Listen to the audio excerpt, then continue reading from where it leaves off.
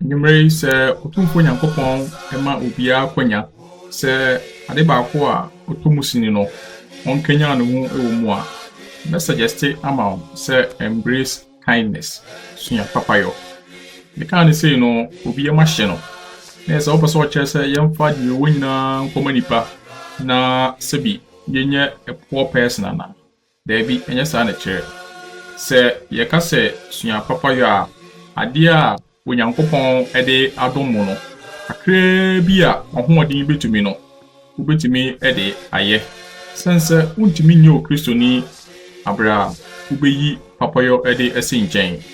ɛno nti mebotae enwumere ne sɛ akutuo no akyi no ubesua se ne etwa sɛ utu anamɔn ɛwɔ papayo ho sense ɛka enyamesom no ho sɛ yɛka papayo a the Greek word no ɛyɛ Christotis. Na the translation no kindness or to put others at ease and avoid pain. Se oye papa ana se umfa ade a eya emfa ntu obi so. Enti se oye papa no nko no is not all. Nemum se umfa pain emfa ntu unua so. Sense ose de wodi ye obi a ompe no wonso emfa nye onipa kro no eno nti de opese enipa yema wo no wonso yesa efama nipa eno nti avoid giving pain unto people and then also show kindness. Na over the Cambridge dictionary the meaning of kindness no being generous, helpful and caring about people. In a nutshell, no, the Cambridge Dictionary summarize kindness in terms of being generous and also benevolence. And say ye can't papayo. In most cases, we tune our mind to benevolence. Say oye papa. Say Onyankopɔn de ode adomo no kra bi a wo ho ode betumi no wonso ode boa foforo na saa na nyamsom no kyerɛkyerɛ na se fa kindness a ye won kra bata hodo bebree na de edi kan reciprocal kindness. Se ye ka reciprocal kindness a na say being kind to others because they have been kind to you in the past. It is the basis for returning favor, gratitude, and building positive relationship through mutual acts of kindness. Amen. Enti reciprocal kindness. And it's why you be papa. Na in the near future no na onipa no so enhu papa or the year no na wonso wa ho akyerɛw saa brɛ no na afi wadwene ho na ɔno so edi bibi kakra abɛboa wo sɛ be ya wonso ahohiahia wo mu no wonso betimi afrem ɛno nti ɛno no reciprocal kindness. Na in the Bible no we know a story on David and Mephibosheth. Mephibosheth Jonathan eba. The Bible no say David Mephibosheth papa enam ayonkofa na oni Jonathan ewonti enoti reciprocal kindness the first kind of kindness. Now there is nothing wrong with reciprocal kindness. Say why you be papa na in the near future no enam abrabo ups and down nti na wakwa ahokyerem na onipa no nso ehu ne ye na bibi kakra bi ono so wono na ode abeboa ono mfunso bia ni ho ti eno no de edi kan na de etoso mienu no competitive kindness. Se ye ka se competitive kindness a se onipa no papa na de papa oye no oye ewo nhwehwani mu papa yo ti oye se enipa behu se otene ana se oye se enipa behu se ono de ogina ye eno ene ye friend say competitive kindness. It is motivated by the desire to enhance one's own reputation or social standing. People may perform acts of kindness to be seen as generous or helpful, even if their primary motivation is self-serving. in Matthew chapter 6, verse number 1, no, Bible no can say me chere ever competitive kindness one. Na intie the Bible no e kasa chere e wo sa papa yo hu. Bible no say, be careful not to practice your righteousness in front of others to be seen by them. If you do, you will have no reward from your Father in heaven. So when you give to the needy, do not announce it with trumpets, as the hypocrites do in the synagogues and on the street, to be honored by others. Truly I tell you, they have received their reward in full. But when you give to the needy, do not let your left hand know what your right hand is doing, so that your giving may be in secret. Then your Father who sees what is done in secret will reward you. Amen. And you can't competitive kindness say onipa no hwehwe animu papa yo say oye papa no se ne be ya nipa be hu se otene anaso ogina yi na ere na Bible no boy ho kokko no se yenhwe ne yinjai sa suban wi se unua bi ho kire no na onyankopon adom wo bi na watimi akono moa afi okina bi no na wode sa emoa na ukọ onua no na wode gina baabi na wode ekasa egu nanim ase ekira amanfo kire se emre bi no na sabi na ne ho akire no na okra mpo na omani bibi na se wa amani bibi kra mpo a nanka owu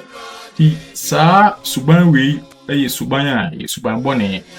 eno ti se woni unua entam no se onipa no ho kire no na onyankopon adom se ho odin na utimi kọ onipa no emoa Bible no etufo se embo hu dewuro fi se aye between wu ani wu nua ntam enti enya ade a etwa so odi kogina baabi na sabi odi kọ bonkuro ede kire se wona wo bi na wona utimi kọ ne moa ne ade the Bible no say avoid competitive kindness sense papa yo bi a obeye no o se onyankopon ehu na onyankopon etua woka eno nti enfan ko gina baabi mbo hu dewuro sense onipa na akọbọ hu dewuro di a kire no no onipa no oni akatua bia e de mawo na onyankopon animu nko na obetimi anya akatua eno nti ye avoid competitive kindness sense a bad way of being kind to people. Na the etosumiensa the natural kindness. The as the name sounds, no natural. Just say nipa no or ye papa papa yo no very genuine. No kunso bia ni ho ifin bia ni ho. The motivation enye se or ye se enipa be hu se sabi oni ne wo bi enti na wo ye. Nimum the motivation is say nua ho na akire no e na onyankopon adom wo bi e na okọ ne moa ana se enipakuo bi na omo ho akire omo e na onyankopon adom wo bi e na okọ sa enipakuo ni moa enti motivation bia nim a ekire se onipa no wo ye papa just to please on one person ne itself enti se ope papa yo bia ya then me suggested the man say embrace natural kindness. Now, in the book of Matthew chapter 25,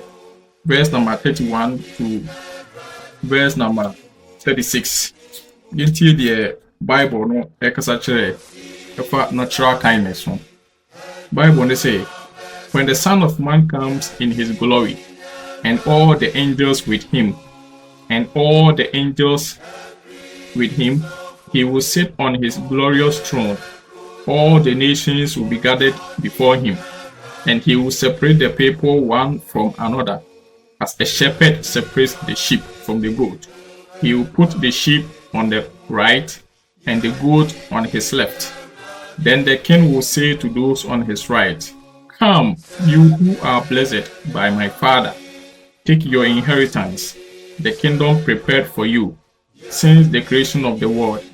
For I was hungry, and you gave me something to eat. I was thirsty, and you gave me something to drink. I was a stranger, and you invited me in. I needed clothes, and you clothed me. I was sick, and you looked after me. I was in prison, and you came to visit me. Amen. Anuti Bible na sema waka kire ne se obi sabi eda fiase ana se ekom edi obi ana se obi eni di obehye impempi no saa onipa no a wo saa tibia we mu no onipa no mpo unim baabi a owo ana se unim ne fireby unim ne busuani unim baabi ofri anuti se Onyankopon adom se uobi na se kakra bi a ubetimi edi atu anamon na wode akoboa saa nipa koyi no saa enam se saa onipa no unim ne fireby unim baabi ofri unim busuaku owom na mpo no papa na awokoye no wode akogina baabi mpo de akobodin enti no papa yo we no there is no bad motivation ai attach sense onipa na wo ye ne papa no kro no unim ne baabi a enti no wo ya wo no waye ato adwinum wada unim obi a na Onyankopon a ohun kokuo made no eno ono so betua oka se ne enyumate enunti se o papa yo bia ya and may show crying say embrace natural kindness sense onipa other prison no unim baby ofri enunti so Onyankopon adomo na se wo bibi wonsem na utu anamon na se wo de kopoa sa nipa na enam so onipa no unim baby ofri mpo no na enunti no wakọ baby mpo akọbọ hu dawuro no Onyankopon ehirawo sense there is no bad motivation attached. This kind of kindness no enye competitive onipa no eye woni woni antem onipa no etimi kọbọ hu dawuro ekira foforo edi egu onipa nani mase enti se ope papa yo esua the natural kindness na Bible no say wo yesa Onyankopon so ebeshira bebre the third kind of kindness no the natural kindness. Now, the attract one is selfish kindness. So, because a selfish kindness, it refers to the act of kindness that, while appearing true, are primarily motivated by the giver's own benefit. I mean, the selfish kindness, sir, will be a papa. Ni mum the papa yo na wo ye no. Eni birebire ye papa yo. Enuti onipa no oma obibi se ne be ya in the near future no ono so be attack you no so age bibi ti eno na Bible do ka no eni birebire papa yo ti se akora okura bibi no de ama wo na ode ma wo wie na no bu se osu wo su nyina na se san so fa na ade ma no enuti se ye ka selfish kindness a bitim dia toto ti se akora demonstrate that kind of behavior. Na sa suban no suban boni a edi kwan se o Kristo ni bia esua sa papa yo we na o papa yo bia sua the natural way of doing kindness and avoid the selfish way of doing kindness. And yet papa na expect say because so nipa no betua ka at every cost. He say omo onipa no 1 cedi a wo expect say chinchina onipa no so be ma 1 cedi o ma na 50 pesos a chinchina onipa no be ma 50 pesos enuti Bible no etu yefo say yenhwe yi o say yenhwe yi e woni birebire ye ho sense ne di onipa nya na abuso no ana ne nkwawo enuti wo papa yo bia sua the natural way of doing kindness na avoid the selfish way of doing kindness. Sense osenye di onipa nya na abuso na ne nkwawo na yenhwe yi ewo edibirebire ye ho ti emma obi bibi anase enko obi mua na expect chinchina ase onipa no emeboawo anase chinchina onipa no so ebema obibi anase chinchina onipa no enko mua in any way or in any form wo yesa na uhweni ye sense Bible mutu yefo o sa suban no ho sense se wo papa yo bi a then do it the right way na eno no Onyankopon so ehu a na ono so edi be hirawo na ba bi aduru no afi yenhwe some statement on kindness. Now, the Dikaya Bepese and say kindness is beyond boundaries. Kindness, it is beyond boundaries. In Luke chapter 6, verse number 27 to verse number 21, Bible say, "But to you who are listening, I say, love your enemies, do good to those who hate you, bless those who curse you, pray for those who mistreat you. If someone slaps you on one cheek, turn to them the other also. If someone takes your coat, do not withhold your shirt from them. Give to everyone who asks you, and if anyone takes what belongs to you, do not demand it back. Do to others as you would have them to do to you." Amen. And with the kindness, beyond boundaries. The Bible no catch any say, even onipa wono ususu se onipa no mpo ye otamfo no, o se ye papa na onipa no hia emmoa bi na se Onyankopɔn adom se wo ahoɔden a Bible no se ye mmoa ti ade ba ko a ema kristosom eye den pa no sa de wi sense onipa no wani tua se onipa no mpe wasem enso Bible no truthful se so onipa no a wo susu se ompe wasem no se onipa no hia bibi ana se onipa no hia mmoa bi a itwa se utimi available for him or her se o opportunity no nko ade a itwa se utimi etu sa na mo no na ade ba ko a ma nyamsom no difficult a nipa bebre na no efeli ewo omu noma yemu no sa ade we na Bible no tuyefo ewo ho. Now sa ye ka papa yo a na enye se bisika nko a nemu obi ebetimi asupport obi emotionally enu na obi free ma ye ko yi na ye de ko support onipa no e de kire awreho a ye nyina ye di e de ma onipa no enu ye wo the emotional support itimi e de bua obi and ye wo the spiritual support se obi ehia mpaibo na oboa no e wo mpaibom di eno no the spiritual support di eno so a form of kindness.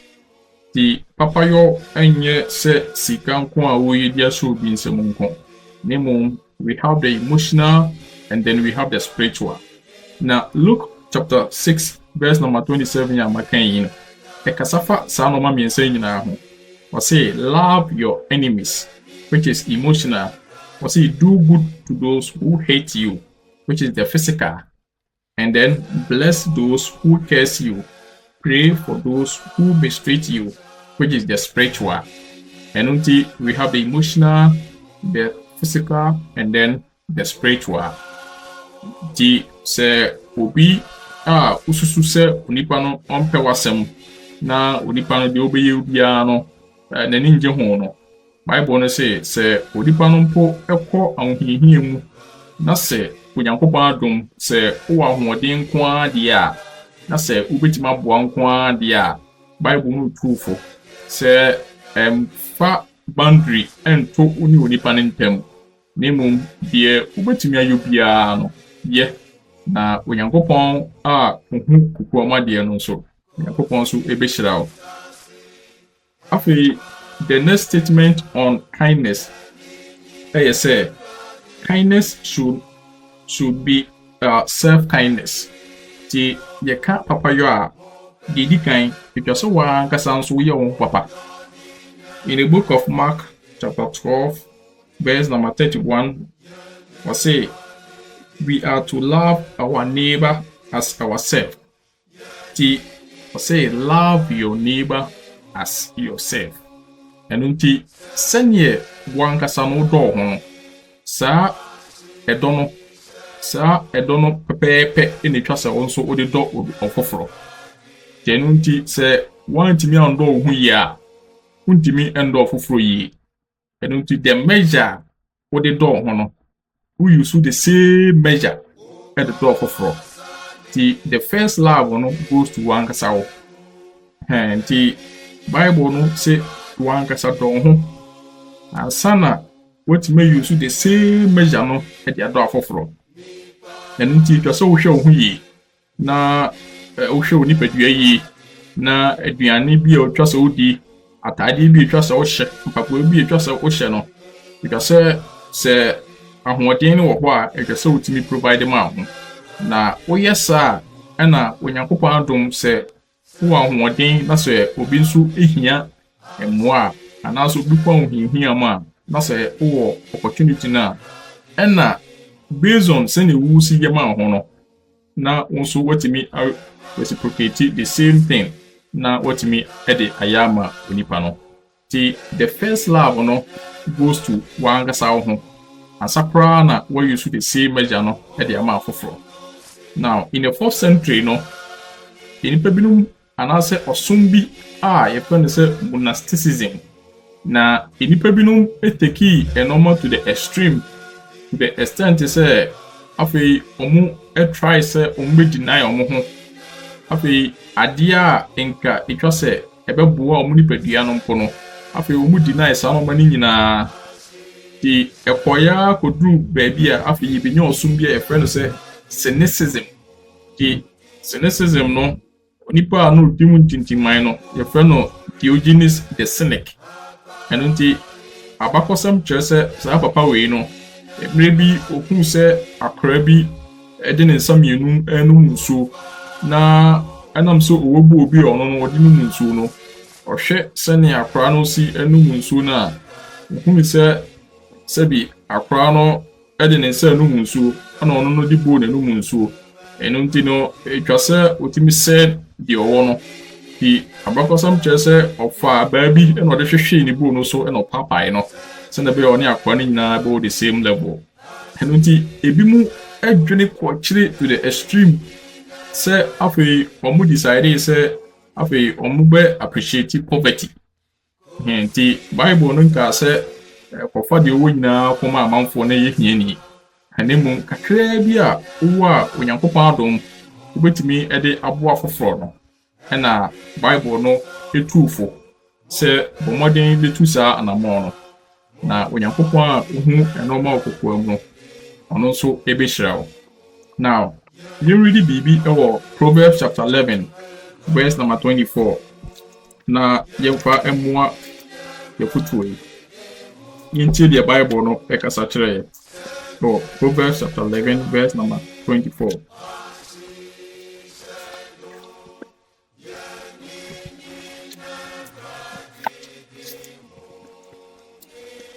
Bible say one person gives freely, yet gains even more. Another withholds unduly, but comes to poverty. Amen. Inti ose ofoforo emma na onya bebre na obi so ho a withhold too much. Na ono no hihia no eno nti ahei no Bible no kyerɛ sɛ there's nothing wrong with withholding. The problem comes when you withhold too much than you have to withhold. Eno nti the okra too much than the just okra. Eno na bɛyɛ mfonso. Ne mu twa sɛ okra bi. Eno nti sɛ yɛka sɛ yɛ papa na yɛnka sɛ fa usika ɔda account mu nyinaa kɔma afoforo na yɛhia ni. Ne mu ahoɔden a onyankopɔn ɛde adom no akra bi a nso betimi ɛde aboa afoforo a ɔmo hia mmoa no na nso watu saa na mo no. In fact wɔsɛ akoapa wadi kakra yi mu nokre ɛde ama me wanka sɛ wadi bebree mu nokre wɔsɛ kakra yi emu nokre ɛna wadi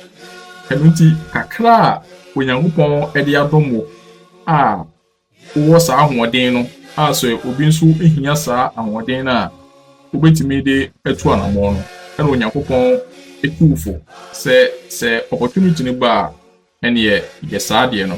sɛ onyankopɔn nso ebehyira wo ɛwɔ saa kwan no so. ɛno nti the first love goes to one kasa wo nipadua and based on that measure no na also for the extend the ama afoforo. Afei kindness never goes unnoticed. kindness never goes unnoticed. Now, in the book of Acts, chapter 9, verse number 36, Bible no say, na yawo ababa bi a na ye friend so Dorcas. Na ono no de oye ne say, na wo church ni mu no, se ekunafo no so obi ntomate a na wapam na osisi ne kama e de ama no. Di oye amanfo adoye ne ade. Na sebi okoyare ye na okowuye. Ti owuye no Samuel no Bible no say na Peter ewo Joppa na enuanom nso no mu Lydia. Eno nti enuanom no esomai ema yekofre Peter by na read the account na almost Peter say yesrew onua we die sinu sitie pa die yesrew pomodian na yehu bibi maye. Di Bible no say afi ekunafo no hyase so musu na omude entoma ene ade a watoto de ama ekunafo no na wapempam bi de ama omo no afi omo hyase so omude kyekere Peter se hwe ono kwa na yewe ma mi hwe ono kwa na yewe ma mi na osu omu susa afi na aye Peter repo nti si e ka papayo anase kindness never goes unnoticed. Ade bia wo ye bia no we se onipa mpo ne hu ya Onyankopon hu. Di akosi ampo for ye your born nyom or say if you do good you do for yourself. Or say if you do bad you do for yourself. Nti ade bia wo ye bia no wo ye e de ma ho na ebre so a wo betwa so aba se ne ese na efata. Nti muma yembre papayo da sense untimi nyi nyamsom ensiwo na unyi papayo nso emfrim. It goes hand in hand. And to your Christiania, one actor because usua eka Christo somehow and say you learn how to be kind. And na enyumre eye objective no. Afi ade ba akonso a ewo papayo ho a because usua ebiem so and say kindness to children, parents kindness to children. And Bible no say eye awofo asede se etwase omohwe omoma na okan 1 Timothy chapter 5 verse number 8 or say anyone who does not provide for their relatives and especially for their own household has denied the faith and is worse than an unbeliever. Amen. The anyone na shall say no, the Greek word near friend tis, T-I-S, tis, na a gender neutral. The on case beman kwa nimum beman no oba nyina. Anuti Onyankopon expect say awofo bia no itwase utimi provide for mama na itwase utimi hwe omo sene yesene fata na omo nso etimi ebesiye ewo daache na on the other hand no sanso na se oba no nso na se nkura no nso benyini a na se Onyankopon beto omo nsem a saa na twase omo nso utimi etani omo ni back na omo nso behwe awofo na eboa ema awofo nso asetena mu nso etimi ye from now say okan bibi ewo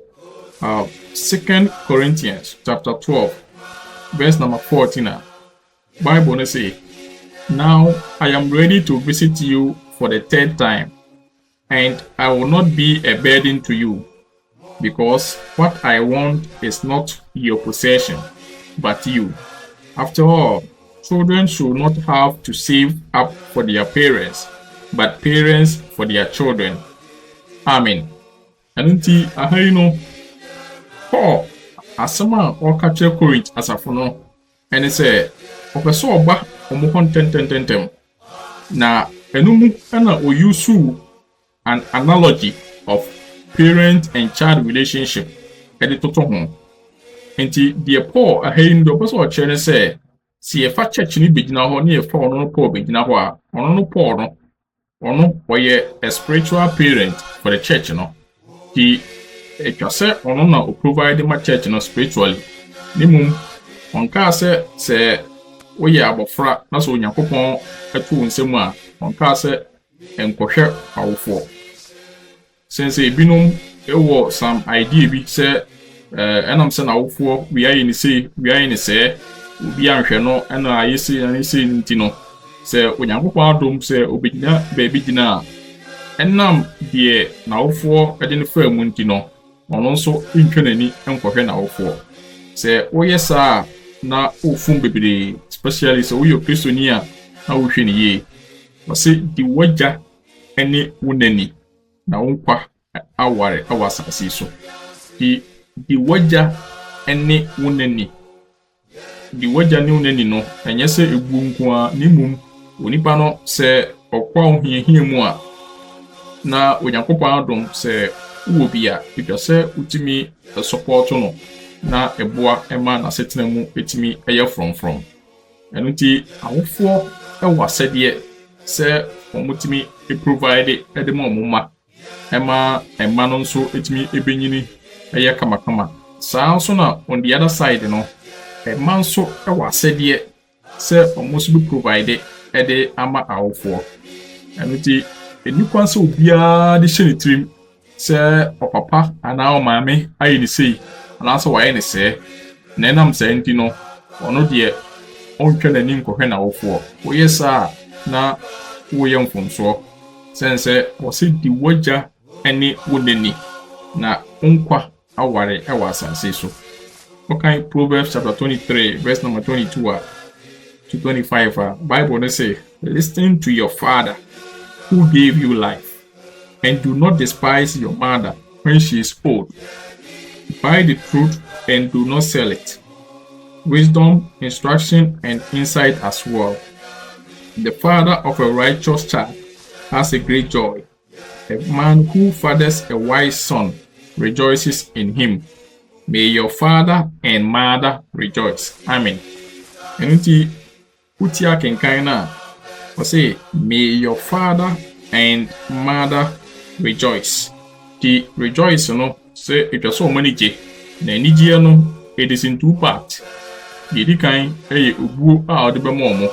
The etoso mienu ene se omakwa ohihia mu na o tani wani na onso akobo omo na aboa ama omasetena mu nso etimi aye from. The etwa se awofo edi so mutrim say it is their responsibility and also moduma say omu provide for their children. And as a mofra no nso benyini a etwa se onso di show trim say a responsibility say onso o provide edema awofo ebra omu ahihia mu no kakra bi a onso Onyankopɔn ede adom no ubetimi no na onso wo de aboa ama omasetena etimi aye from ne jai atebuo ede mo Onyankopɔn se papa anasa o maame eye obibi anasa wahwew anasa bibi mpu ene si ya jai sa atemu no ede mo tumfo Onyankopɔn na wasedi a etwa se wo ye no etwa se wo ye na Onyankopɔn a ohu kokoa mu no nso na ono nso ehyirawo eno ti awofo e wa asedi na saa nso na ema nso ewo asedi na ye to aso a mepese ye ka ho asem kindness should not be selfish kindness. Kindness should not be selfish kindness. Enunti under no circumstance ena etwase papa yo selfish kindness. Se onipa no papa na woye no oye sense opese chinchina dachi bi no ono nso ebetakew na oji bibi anase chinchina dachi bi no osusu se etwase onso mani bibi anase chinchina dachi bi no enam teku a odi mawo anase enam support bi a o provided mawo anase enam bibi enti emmoa bi a odi mawo nti no chinchina etwase onso utani wani na onso ubetua neka se onipa uyo Kristoni na se wo de saa adwene we hye otim na se wo de saa adwene we nante na wo de saa adwene we bobra na o papa a wo ye no wo ye based on this kind of kindness na wo hwe ni ye sense Bible na tuanfo se yehwe yi e woni bibire ye ho de nye di onipa anya na abuso no na nkwa wo eno ti se upe papa ya sua the natural way of doing kind nemo avoid the selfish way of doing kind sense onyankopon enka se koye papa in a selfish way nemo onyankopon katro se koye papa in a natural way wose me da fiase no wa mepeme onipa da fiase no unim no hefa ebusuani wo he unim mo papa unim mo maame unim ni nua ba anaso unim ni nua bema unim ne yere unim ne ma unim na se nemo so onyankopon adomo na se utim ne kakra ekoboa enam se onipa no unim na se unim ne ba bia anti no se sa papa yo no se utu sa na mo na utu ede ko egunsuom na uyi wani na onyankopon a onim kokoa made no ena ono nso ehyaw nemu onkoye se chinchina atwa se onipa no nso udi bibi free no ho e basa na eye the Bible no kasetia no eno ti se uyo kristoni na se o papa bia ya hweye na wankoye selfish kindness nemu embrace the natural way or doing kindness na eno no onyankopon so ebe so na ode ehyaw. In fact, papa yo asema ye kan yen kan ya kan sen se ohwe Bible mu a Abraham Bible no se enam papa yo so afei onyankopon ehyira no afei adia na omampo ho paye for so many years adia na omo expect for so many years no onyankopon ekọ madom ema omunya aba eno nti ebinum adinkan aye omo enya ho akatia eno nti se uyo kristoni a then etwase usua na usua bibi efri edikanfo no ho. In the book of Acts chapter 1 verse number 1 into the Bible no eka or say, in my former book Theophilus I wrote about all that Jesus began to do and to teach. Amen. The or say Theophilopa aka na enwoma me twe koma beka normal Yesu yeye na okyerɛkyerɛye eno nti question no sɛ di ade na Yesu oyeye yinim sɛ Yesu oye papa sense ɔma nipa bebere aduane diye ema aduane bi mpo ɛsan so ɛkae eno nti sɛ Yesu ɛka kyerɛ sɛ sua papa yo a ɔno no waye dada enya afi na obeye no obeka kyerɛ sɛ suaye eno nti there is no hypocrisy ewoni mu the Jesus did and taught eno nti na word authority no ono so ka kyerɛ sɛ onso suaye na onyankopon a ohukukuwa mu no ono so be hyiraw sɛ ne onwumate na enche na media futuo no ba wiye no yenhwɛ bibi ɛwɔ James chapter 1 verse number 27 na yensisi ho na yemfa futuo no embra awiye. Bible no say, religion that God our Father accepts as pure and faultless is to look after orphans and widows in their distress and to keep oneself from being polluted by the world. Amen. Ti ose osuma eja nyankopon ejitum na ehuni fi ense obi kohwe wisia ene ekunafo wona ho hia mu na otwe ne ho fi ewiase kai na mu eno ti me yema fam bie na me bompa yese wonso obeye wafam bie ti kakra onyankopon ede adomo kakra onyankopon adomo nti aba onsam kakra onyankopon adomo nti onsatimi aka no kakra ubetimi eyi afrim na edipa ehia emoa no ubetimi dia kwa omoa no safutu we ana onyankopon ede ma wo onka se oyi usika nyina da account mu nyina koma akoforo ye hia ni nemu kakra ubetimi ede atu anamon ebeboa akoforo asetena no ɔsɛ wodi kakra yi so nokorɛ de ama me anka sɛ wodi bebree yi so nokorɛ de ama me ɛno nti kristosom wontumi anyo kristoni abra wobɛyi papa yɛ sɛ nkyɛn ɛno nti sɛ woyɛ kristoni a ɛsɛ sɛ wo embrace kindness na sɛ wopɛ kindness papa embrace a ɛneɛ na the suggested amount sɛ embrace the natural kindness. Amen.